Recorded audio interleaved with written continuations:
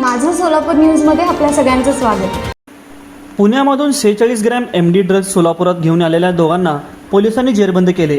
दोन्ही संशयितांचे मोबाईल पोलिसांनी जप्त केले असून सुफियान फुलारी, तौफिक सय्यद अशी त्यांची नावे आहे। दरम्यान MD ड्रग्जची किंमत प्रति ग्रॅम 3 ते 5 हजार रुपये असून सोलापूर शहर जिल्ह्यातील काही जण हे ड्रग्ज सतत घेत आहेत। MD ड्रग्जचा पुरवठा करणाऱ्यांवर सोलापूर शहर ग्रामीण पोलिसांमध्ये 3 वर्षात 4 ते 5 गुन्हे दाखल झाले असून सोलापूर शहर पोलीसही साखळीचा शोध घेत आहे।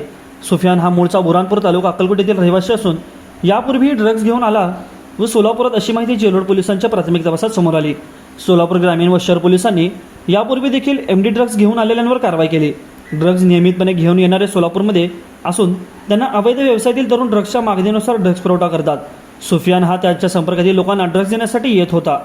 जेलोड पोलिसांनी सुफियान व तौफिक या दोघांना अटक केली असून न्यायालयाने पोलीस कोठडी त्यांना ठोठावले आहे। यातील तौफिक विरुद्ध खुनाचा गुन्हा दाखल झाला असून पोलिसांच्या रेकॉर्डवरील तो गुन्हेगार आहे, तर सुफियान हा मूळचा सोलापूर जिल्ह्यातील असून पुण्यात चुलत भावाकडे ट्रॅव्हल्स व्यवसायात कामाला होता।